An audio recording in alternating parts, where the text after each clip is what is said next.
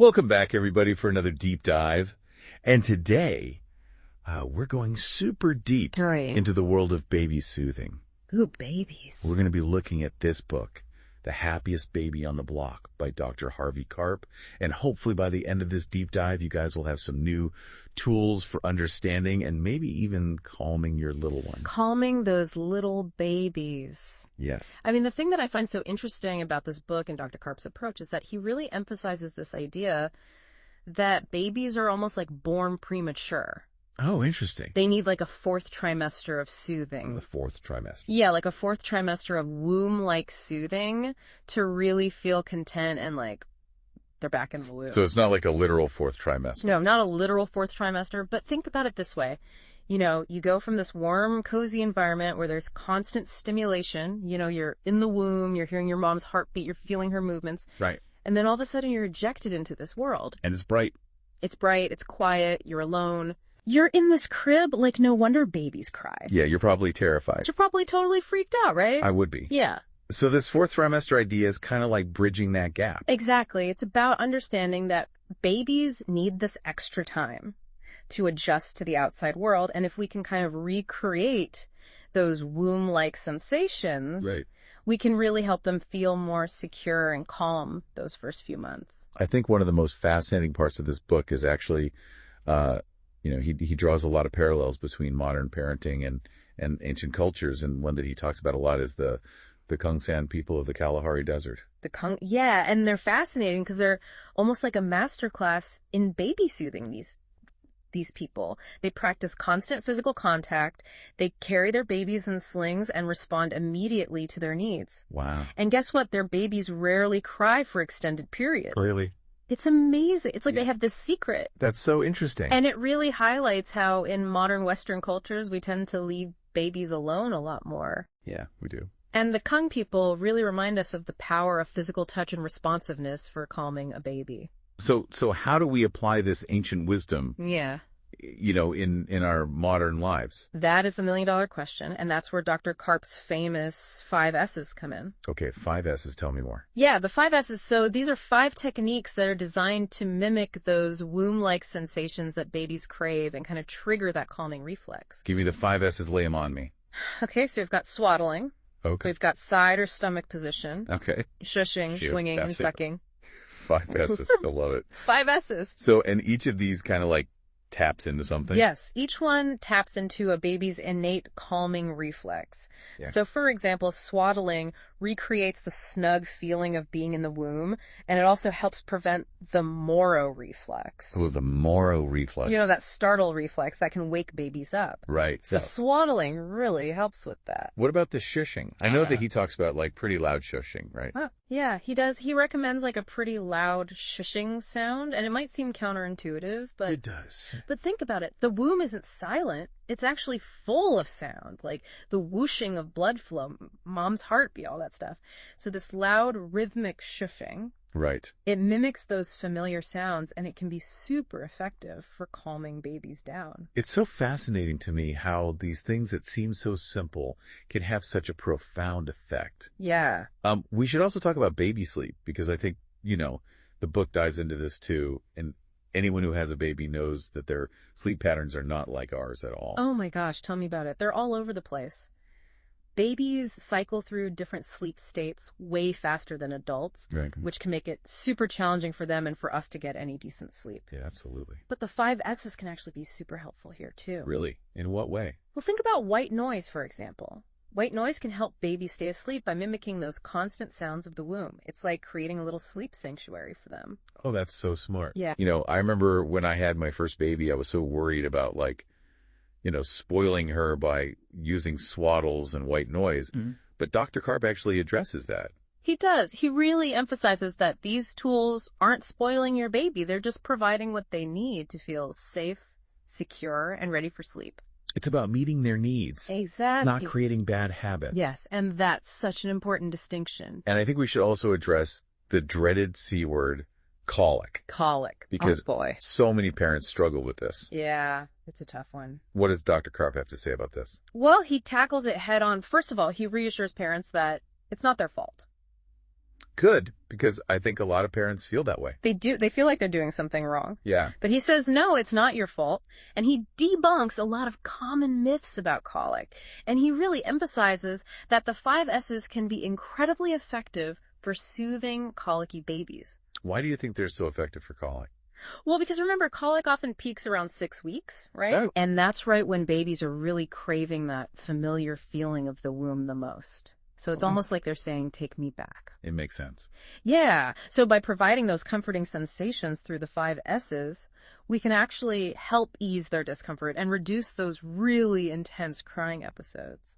It must be such a relief for parents to know there are tools that can help. Oh, absolutely. And it's not always easy, but at least there's something you can try. Right. But Dr. Karp also cautions that some babies may have additional issues like reflux or food sensitivities. So it's always a good idea to check in with your pediatrician if you're concerned. Always a good reminder. And here's what I find so fascinating about this whole book is that this approach, it doesn't stop at the baby stage. Oh, no. He actually talks about applying these principles to toddlers and older children. Exactly. And that's what makes his approach so insightful.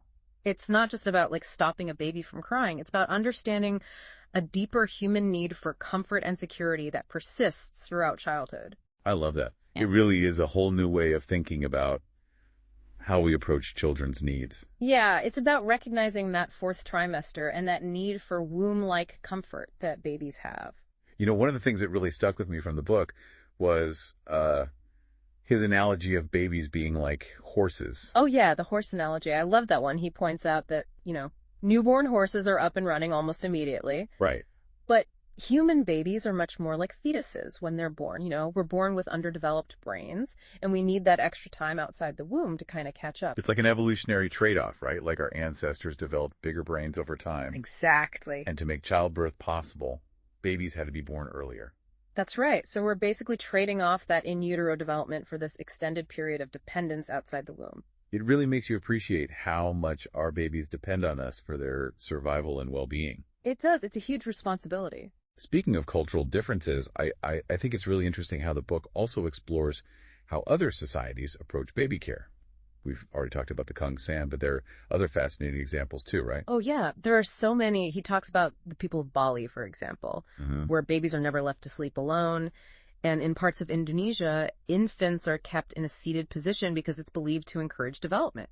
Wow. So there's all these different approaches to raising babies, and it's fascinating to see how those cultural beliefs shape those practices. Yeah, it's so easy to get caught up in our own, cultural norms and forget that there are other valid ways of doing things. Absolutely. And it really challenges some of the assumptions we have about babies, like the idea that they need to be taught independence from a very early age. I remember feeling so much pressure to not spoil my baby by holding him too much. Oh, yeah, that's a common fear. But, Dr. Karp actually cites research showing that responding quickly and tenderly to a baby's cries actually leads to less fussing and more confidence in the long run. Interesting. So it's not about creating a tyrant. No, it's not about that at all. It's about building a secure attachment so that they feel safe and loved, and they can then go on to explore the world with confidence. He even mentions how Native American cultures traditionally held their babies constantly, and those babies grew up to be brave and self-sufficient. Right. It's like this constant physical contact and responsiveness actually fosters independence rather than hinders it. That's so counterintuitive to what we're often told. It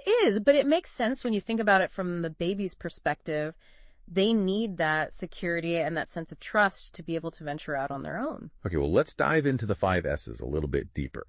We've talked about swaddling and shushing. Yeah. But what about swinging? Is there a specific technique that's most effective? There is. It's not just about gentle rocking. Dr. Karp actually emphasizes the importance of vigorous jiggly movements to activate that calming reflex. Really? Yeah, he talks about how the motion in the womb was actually much more intense than we might imagine. So it's about mimicking that kind of movement. I remember being surprised by how much movement my baby actually needed. It was like a workout sometimes. It can be tiring. And the book talks about how you can use tools like swings to help with this, especially when you're feeling fatigued. And he gives some good tips on how to make swings more effective, right? He does. He talks about adding white noise, making sure the motion is rhythmic and jiggly, not just a gentle sway. So there's a real art to it. There is. Okay. Let's move on to the final S, sucking. Sucking. Clearly, babies love to suck, But what's Dr. Karp's take on pacifiers? There's a lot of debate around pacifiers, but Dr. Karp actually sees them as a valuable tool, especially for babies who have a strong need to suck. Really? Yeah, and he even gives tips for making pacifiers more effective. Like what? Well, one of the things he talks about is using reverse psychology. Reverse psychology on a baby. I know, it sounds crazy, right? But it actually works. So by gently tugging on the pacifier as the baby's sucking, you trigger their instinct to resist and suck harder. And this helps them develop the coordination to keep the pacifier in their mouth. That's so clever. It is. I love these little tips that are like backed by an understanding of baby behavior. It's like a parenting superpower. Exactly. And it's not just about the how-to, it's about the why behind it. We're essentially extending that feeling of safety and security that babies crave by providing these womb-like sensations. So it helps them regulate their emotions. Exactly. And transition more smoothly to the outside world. That's the goal. Okay, it's all starting to click together now. So the big takeaway here is that by understanding the fourth trimester, we can respond to babies' cries with more empathy and effectiveness. Absolutely. It's a paradigm shift in how we approach those early months. It really is. And it's not just about stopping the crying. Right. It's about understanding the reasons behind it and giving them the comfort they need. Exactly. To thrive. That's what it's all about. Before we wrap up this deep dive, I'm curious about something. We've talked a lot about babies in the fourth trimester. Yeah. But the book also suggests that these principles, they can be applied to older children as well. Absolutely. Which I think is really interesting. Yeah, it's fascinating because it really speaks to this idea that Dr. Karp's approach isn't just about babies. It's about understanding a fundamental human need for comfort and security that we all have. Right. And that need doesn't just disappear when we become toddlers or older children. So how do the 5 S's translate when, we're dealing with like a toddler having a meltdown? Right. You can't exactly swaddle a 3-year-old. Well, you could try. Okay, maybe not. But you're right. You have to adapt the principles a bit. So think about what each S represents. Swaddling is about feeling safe and contained, right? Yeah. So for a toddler, maybe that translates to a big firm hug or letting them crawl under a weighted blanket when they're feeling overwhelmed. That's a good idea. It's about creating that sense of boundaries and security. Okay, I like it. Even if it's in a different form. What about shushing? Would you shush a toddler? Maybe not shush them in the same way, but again, think about the principle behind it. It's about creating a calm auditory environment. Okay. So instead of shushing, maybe you speak softly and calmly or put on some calming music. It's about reducing sensory overload and creating a sense of peace. So we're kind of recreating that womb-like feeling. Exactly. Even as children get older. Right. We're tapping into those primal needs for comfort and regulation.